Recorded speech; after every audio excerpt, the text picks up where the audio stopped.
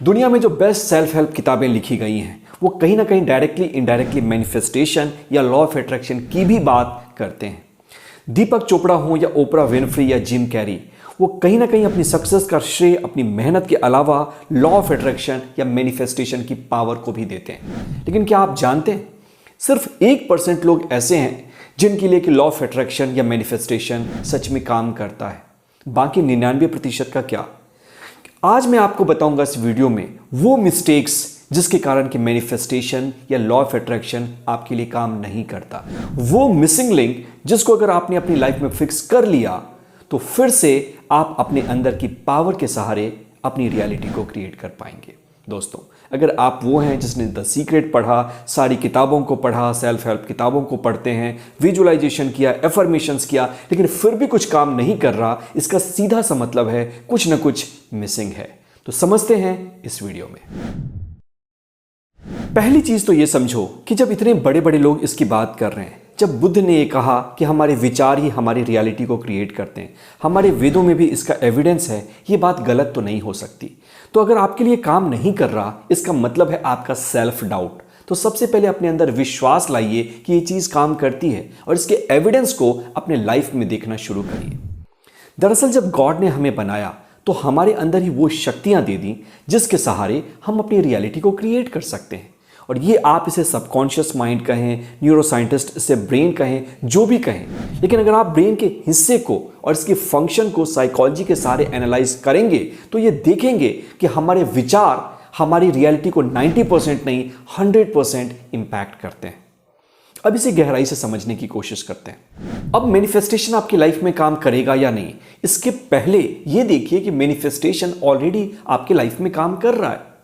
उदाहरण के लिए जब आपने कार खरीदने का सोचा तो आपको कार दिखने शुरू हो गए। ये यूनिवर्स का इशारा है या फिर आपके ब्रेन की पावर है जो कि उन चीजों पे अब फोकस कर पा रहा है। आपने किसी आदमी का नाम सोचा और कभी कभी उसका कॉल आ गया। ये चीजें क्या हैं कि वी आर ऑल कनेक्टेड और एक इनविजिबल पावर है जो कि हमें हेल्प करती है।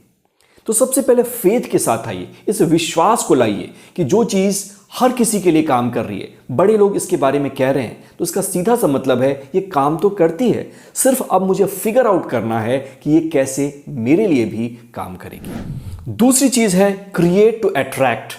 मैंने बहुत सारे लोगों को देखा, उनके मेल्स आते हैं, मैसेजेस आते हैं कि सर हमने ये किया, विजुअलाइजेशन किया, आपकी ये की और कुछ भी काम नहीं आया।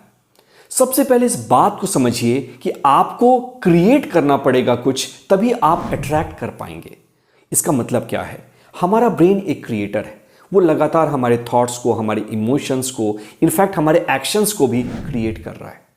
लेकिन आप जो क्रिएट करते हैं वही एक मैग्नेट है जो आपके लाइफ में चीज़ों को अट्रैक्ट करता है। आपके पास एक फर्टाइल लैंड है और आपने इस लैंड में खूबसूरत सा गार्डन बना दिया, क्या होगा?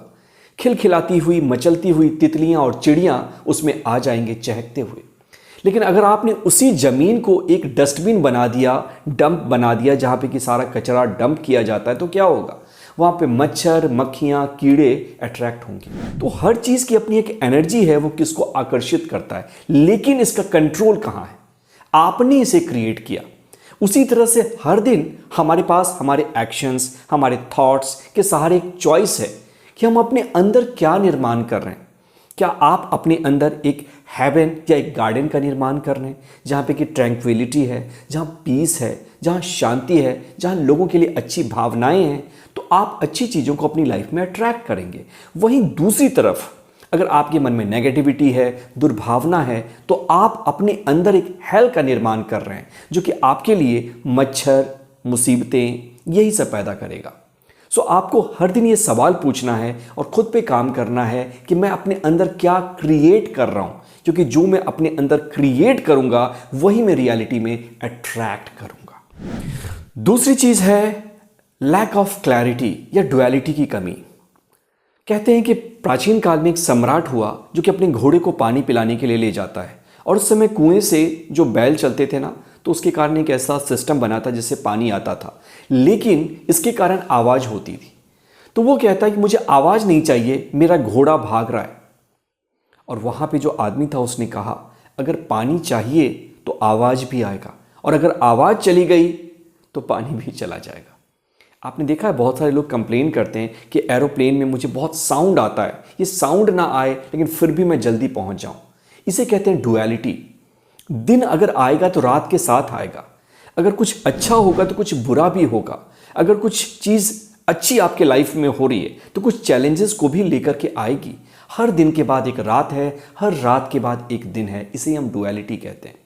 लेकिन जब जब आप कुछ ऐसा मांगते हैं जो कि एकदम एक्सक्लूसिव है, उदाहरण के लिए आपको रिलेशनशिप चाहिए लेकिन आप झंझट नहीं लेना चाहते, आप किसी को टाइम नहीं देना चाहते, आप चाहते हैं कि आपके पास खूब बड़ा बिजनेस हो लेकिन आप ये चाहते हैं कि मुझे अकाउंटेबिलिटी ना लेनी पड़े, अकाउंटिंग ना करनी पड़े, मेहनत ना करना पड़े, तो ये संभव नहीं है। तो आपको पहले एक होल पर्पस में देखना पड़ेगा कि जो मैं चाहता हूँ उसके साथ क्या ऐसी चीज़ें हैं जो साथ में आएंगी, क्या मैं उसको रिसीव करने के लिए तैयार हूँ। बहुत सारे लोग कहते हैं कि मुझे पैसा चाहिए, मनी की बात करते हैं लेकिन तुरंत कहते हैं यार पैसे के साथ ना मुसीबत आती है, इनकम टैक्स वाले आते हैं, लोग डाकू आ जाते हैं, किडनैपिंग हो जाती है, ना बाबा ना। इतना ही कह के आपने अपने ब्रेन को स्टॉप कर दिया उन आइडियाज़ के लिए, उन एक्शंस के लिए जो कि आपके लिए मनी जनरेट कर सकती थी। एंड थर्ड थिंग जो बहुत इंपॉर्टेंट है वो है law of attraction is not about doing और अचीविंग, इट्स अबाउट बीइंग। देखो कहते हैं ना सेल्फ हेल्प में भी कि आप क्या अचीव कर रहे हैं अपनी लाइफ में ये इंपॉर्टेंट नहीं है, आप क्या इंसान बनते हैं वो आपकी लाइफ में सबसे इंपॉर्टेंट है। तो यूनिवर्स आपको वो नहीं देता जो कि आप मांगते हो, यूनिवर्स आपको वो देता है जो आप डिजर्व करते हो। और आप क्या डिजर्व करते हो? जो आप खुद हो।